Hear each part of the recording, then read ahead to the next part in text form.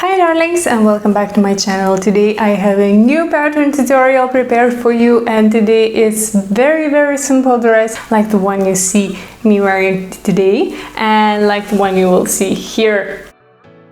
So this dress will be super easy and super quick to make, and it's one of my favorites this summer because it's so easy and breezy and very comfortable to wear, especially during a heat wave. So without any further ado, let's jump into the tutorial. So we are starting to make our pattern, and you will need a standard block. The one I'm using today is the dartless pattern block, the one that I made a few videos back, so I will link it down below in case you don't have this pattern block yet. Also, you can use any other kind of basic pattern block as long as it doesn't have the darts on the armholes or at the shoulder line. Today I'm using the pattern that is half my regular measurements to show it better on camera, but of course we will do it with full measures. So now we will start doing our first adjustments, and first thing you have to decide is the length of the dress you want to make. So my pattern block is until my knees, and this is exactly where I want my dress to be. If you want it to be higher or longer, now it's the adjustment time to do it. So either cut it where you want to shorten it or add a few centimeters below to the length you want it to be. Now, second step is decide how tall your ruffles at the bottom will be. So in my dress, I made the ruffles 20 centimeters wide. So now I want you to go ahead and measure at the bottom 20 centimeters, which will be our ruffle line.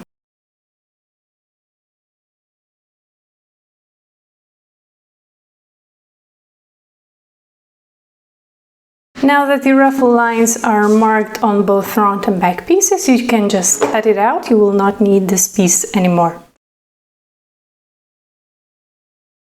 Okay, so now we have the top parts ready, and now it's up for you if you want to make these changes or not. So for my own personal dress, I made the shoulder seams a bit more narrow, and I also made the neckline a bit more wider. Again, it's up for you if you want to do this change or not, but I will go ahead and just do those changes. So I want to shorten my shoulders at the front by 2 centimeters. So I will mark 2 centimeters here, and I want to widen my front neckline by 3 centimeters. So I will go ahead and mark from this line here 3 centimeters. So now that you have, I will just zoom in so that you can see a little bit better. So now that you have marked the shoulder line, you can take your curved ruler. We are not making our armhole any more deeper than it actually is. So we will just go ahead and place our curved ruler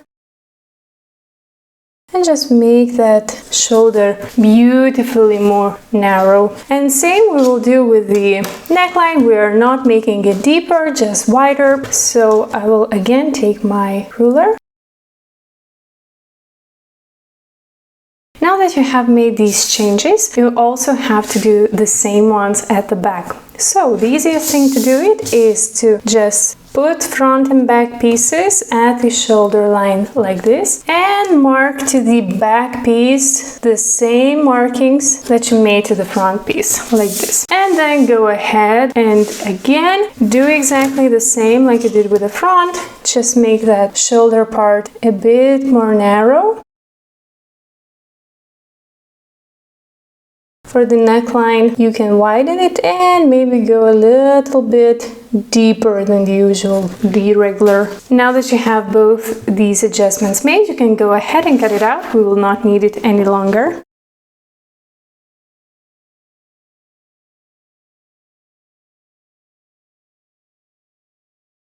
Okay, great. Now, next step, and the most fun step probably, is I want you to take only the front part. You can set the back piece somewhere aside. We will not need it just right now. And I want you to take a bigger piece of paper and just put below your pattern.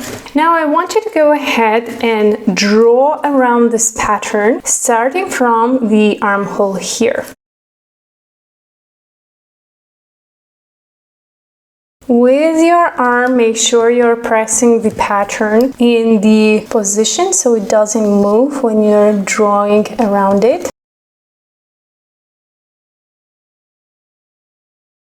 And now that you went here till the end, I don't want you to draw around here because we don't need it. Now you can simply remove the pattern piece, and from the armhole bottom, just go ahead and connect it with the bottom point with a straight line. Now I want you to go ahead and cut this piece out.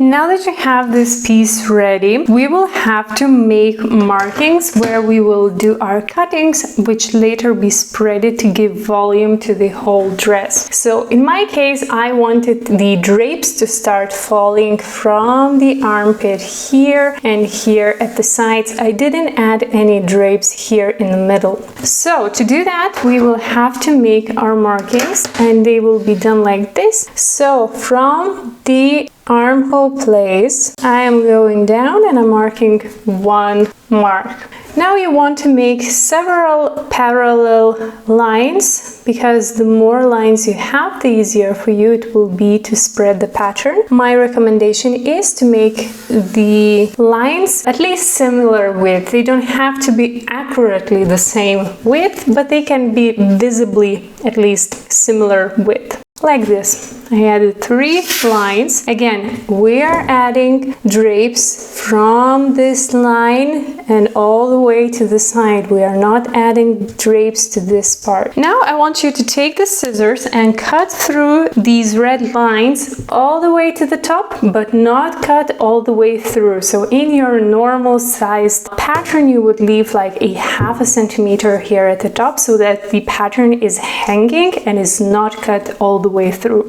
So let me just go ahead and show it to you.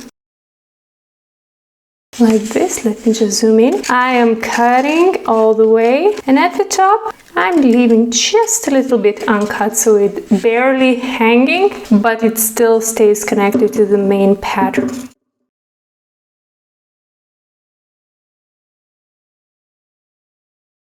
Now that everything is cut, I want you to grab a piece of paper again and put it beneath the pattern. Now I want you to go ahead and just spread these parts and give them volume to the dress. Now the main rule, I would say, is to spread them at the bottom, well, at least visibly the same width, so that your drapes are equal and beautiful and very well falling. Now again, if you want more drapes, spread the pattern more. This will give it way more volume. If you want to do less drapes, smaller drapes, you want less volume, just spread a little bit. In my case, I was working with limited fabric, so I did spread a bit, so something like this, but not a lot. So now the important thing is we will go ahead again and draw around our pattern for the last time, I am promising you. But it's important that these spread the same, so I usually just put a ruler so that it keeps the paper in place. And now let's go ahead and just draw around this pattern very carefully so that we do not damage anything, okay?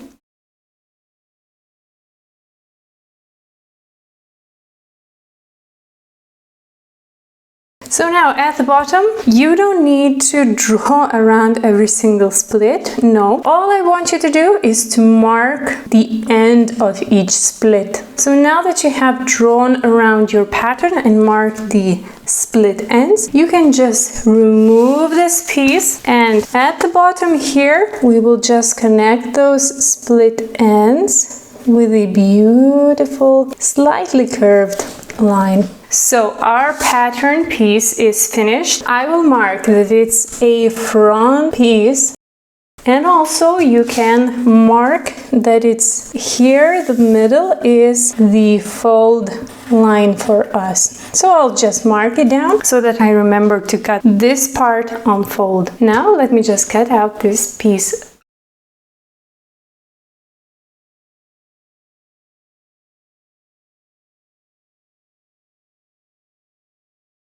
So the front piece is finished, and I want you to do the same with the back piece. So again, I will not show you how to do exactly the back piece because you will do exactly the same way. Just remember, you will draw around the back piece, then from this piece you will go down, and then you will mark the splits here, here and here, and then you will split the back piece the same way you did with the front piece. Now the only recommendation is to split the back piece to match the width of the front piece. This way it will look similar and it will look beautiful. So let's just go ahead and I will do the back piece and I will come back to you.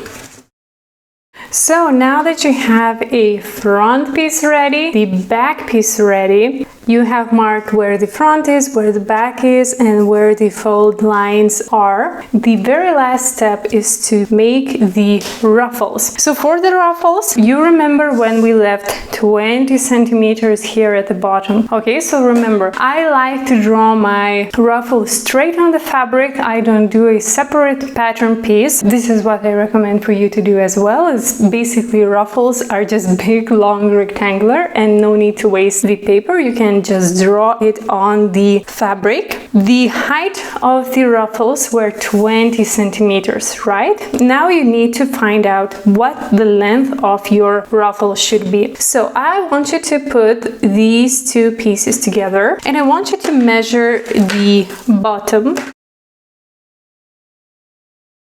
So in my case, if it were in full size, it would be 62 centimeters. Now it's only the half of the front and only the half of the back. So I need to double that 61 centimeter by 2 because we are making full, not the half anymore. Yes. So it would be 1 meter 22 centimeters. So the hemline here for the entire dress, not for the half pieces, would be 1 meter 22 centimeters. And now it's up for you to decide how much volume you want to add to your ruffles. The standard is from 1.5 to about 3 times longer than the hemline. In my case, for the dress that you saw me make, I did it 2.5 times longer than the hemline. So this is why my ruffles have that lots of volume. It's a bit heavier, of course, but I like adding a lot of volume. Of course, it's up for you to decide how much volume you want to add. So